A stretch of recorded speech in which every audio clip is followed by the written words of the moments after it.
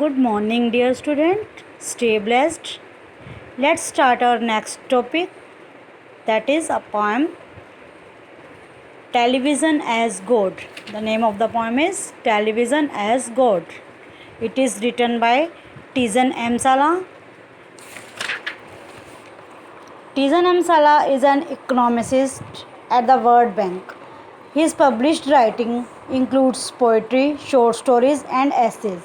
He is described by many critics as one of the most important African writers of the new generation. Let's start our poem.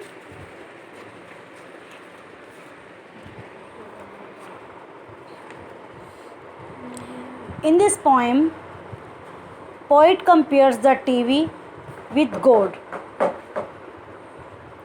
because television has power to manipulate and transform people's mind.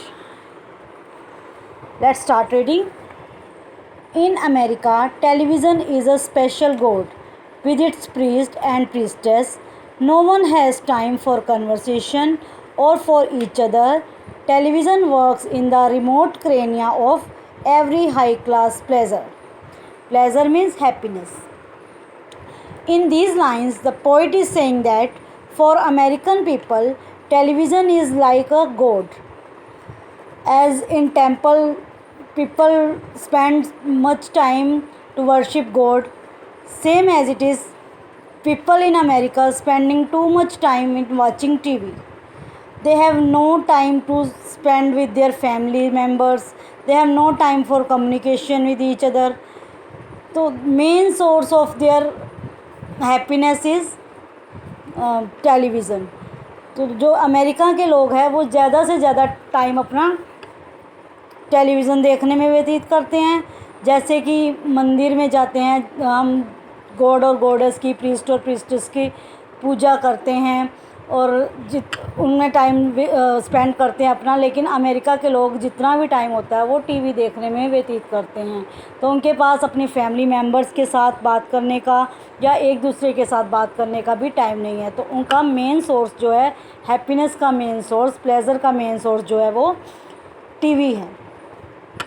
And it controls their mind. और जो TV है वो इस तरह का remote बन गया उनकी माइंड का कि वो उनके माइंड को कंट्रोल करता है. जैसे टीवी का रिमोट टीवी को कंट्रोल करता है, लेकिन जो खुद टेलीविज़न है वो उनके माइंड को कंट्रोल कर रहा है. जैसा जैसा वो देखते हैं टीवी में वैसे वैसे उनका माइंड वैसा ही काम करने लग जाता है. And the next stanza is, and the daisies by my apartment window tall yellow as the fingers of the sun. Why are they so sad from neglect? They perhaps lost the competition. Television has trapped everyone in its shrine. Shrine means a place of worship. And the daisies by my apartment window. So poet is saying in these lines कि जो डेजीज़ है, डेजीज़ flowers होते हैं वो मेरी apartment की window से दिखते हैं. They are looking like tall yellow. इस तरह के वो शेप के हैं, टॉल और येलो की, जो सन की फिंगर्स की तरह दिखाई दे रहे हैं.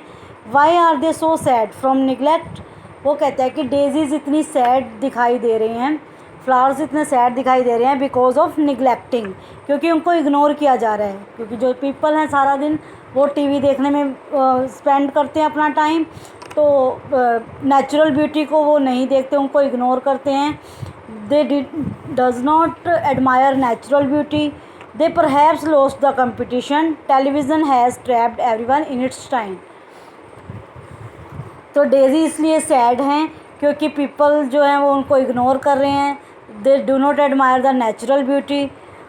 टीवी जो है, टेलीविज़न है, उन्होंने हर किसी को अपने वर्शिप के प्लेस में ही ट्रैप कर लिया है. अभी बस टीवी की ही जैसे पूजा करते हैं, जैसे मंदिर में पूजा होती है तो वहाँ के लोग जैसे टीवी की पूजा करते हैं, इस तरह टीवी के अंदर व्यस्त हैं सभी, इस तरह टीवी देखने में बिजी हैं. तो टीवी ने सबको अपने अपने जाल में फंसा लिया है. Next stanza is, and the mothers wonder why their kids are doing poorly in school and their grammar is as good as chimpanzees. And of course television is a special god and gods have their sacred abode in the hearts of their humble servants, and television is a god that speaks and smiles and acts, and emotions are fortified as stars to iron clothes, and the truth of the world is accessed through the superficial words of the interpreters. It means the poet says in this line, students are not performing well in their studies and their grammar is as poor as chimpanzees. So their mothers are very worried about this, why they are not doing well in studies, because television is a special god for them, क्योंकि उनके लिए television ही सबसे main source है, सबसे important चीज़ है, तो वो अपनी स्टडी को भी इग्नोर कर रहे हैं. And gods have their sacred abode in the hearts of their humble servants.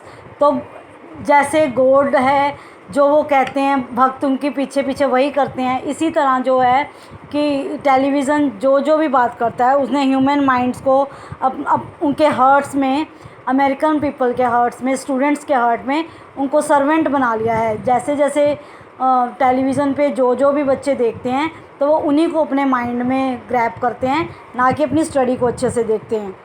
Television is a God that speak.